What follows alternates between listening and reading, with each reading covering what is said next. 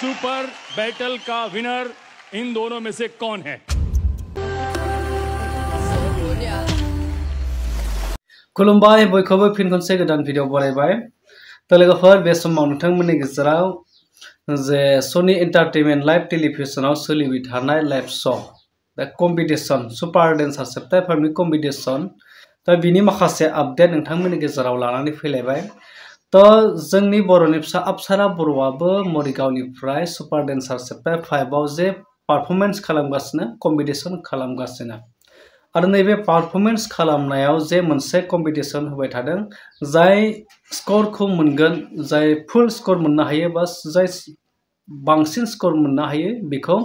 Battle winner खालामनाय जायो दा बे बेटेल विनारखौ नैबे सप्तायाव सोर मोननो हाखो बिनि आपडेट आं नोंथांमोननो होगोन आसा खालामो नोंथांमोना भिडिअखौ जोबजासिम नायलां फुल जोबजासिम नायलांब्ला नोंथांमोना गासैबो बाथ्राफोरखौ बुजिगोन आरो फैबाय थानाय समाव जोंनि बर'नि फिसा अप्सरा बर'आ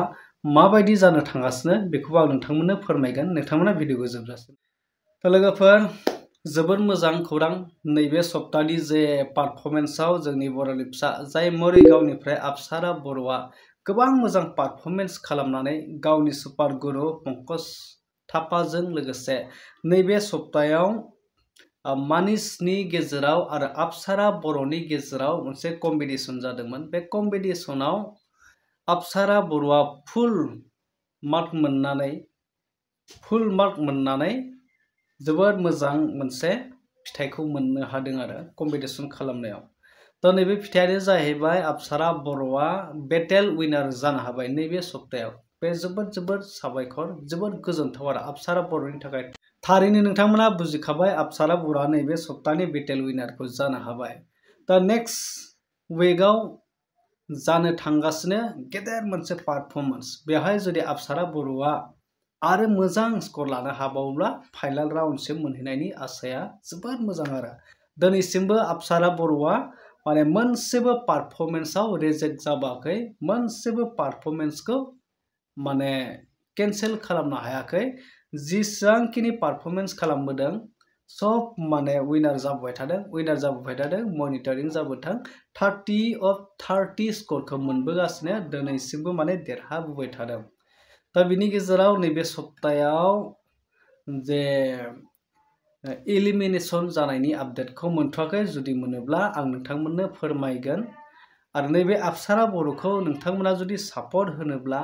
विनार खालामनो गोसोब्ला नोंथांमोना हाजासे भिडिअखौ शेयार खालाम अप्सरा बर'खौ नोंथांमोना लाइक कमेन्ट शेयार खालाम अप्सरा बर'नि जेसेबांखिनि पारफरमेन्स होनाय बिथांनि जे शो खालामनाय बेखौ नोंथांमोना नायनानै लाइक कमेन्ट शेयार खालाम अब्लानो अप्सरा बर'खौ सापर्ट होनाय जागोन आरो नेक्स्ट वीकनिफ्राय जानो हागौ जे भटिंनि सिस्टेमाबो फैनो हासिगौ जेतिया फाइनाल राउन्डआ फैगोन ग्रेन्ड फाइनालि दा अब्ला भटिंनि सिस्टेमा फैनो हागौ बेखौ आं नोंथांमोननो अलरेडि फोरमायखागोन जेतिया फाइनाल राउन्डआ सफैगोन आरो फाइनाल राउन्डनि जे डेट बे अलरेडि फोसावखाबाय बेखौबो नोंथांमोना सोरबा मिथिदों जानांगौ सोरबा जुदि मिथियाखैब्ला आं नोंथांमोननो नेक्स्ट आपडेटनि गेजेरजों फोरमायगोन तो अब्ला नोंथांमोननो नैबे ससे आपडेटखौनो होनो थाखाय नैबे भिडिअखौ लाबोनाय जादोंमोन जोंनि बर'नि फिसा अप्सरा बर'आ विनार जानांगौ आरो फैबाय थानाय समाव जोंनि नेक्स्ट जेनेरेसन जाय उन जोलैफोरखौ उन्दै गथ'फोरखौ मोनसे हारिमु बिथिङाव दा बेफोरबायदि मोसानाय बादायनाय मेथाइ खननाय बादायनाय माखासे कालचारेल माखासे पारफरमेन्स प्लेटफर्माव बयबो थुलुंगा मोननो हायो बयबो गोग्गानाय मोननो हायो बयनिबो जौगानाय लाबोनो हायो हारिनि थाखाय नाम लाबोनो हायो बिनि थाखाय अप्सरा बर'आ जोबोर मोजां पारफरमेन्स खालामदों स' थेंक इउ होबाय आं दिनै अप्सरा बर'खौ जोबोर मोजां पारफरमेन्स खालामै दिनै गोबां माखासे स्करफोरखौ लायै दिनैसिम बेटेल विनारखौबो जानो हादों बिनि थाखाय साबायखर बिनानाव साबायखर बावदों आं दिनै सिस्टारा आंनि भिडिअखौ नायो आंनि भिडिअआव कमेन्ट खालामो अप्सरा बर'आ बिनि थाखाय जुदि दिनैबो नायदोंबा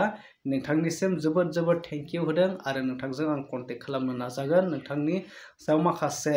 सिंनि बाथ्राफोरखौ नोंथांनि जे अप्सरा बर'नि जे माखासे पारफरमेन्सआव माबायदिमोन आरो सानसेब्लाबो आं लोगो हमनायनि अप्सरा बर'खौ खाबुखौ लागोन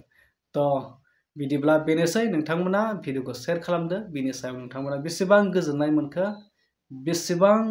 अपसारा बर'खौ उइनार जाजानो लुबैयो नोंथांमोना कमेन्ट सेक्सनाव थांनानै कमेन्ट खालामना फोरमायदो।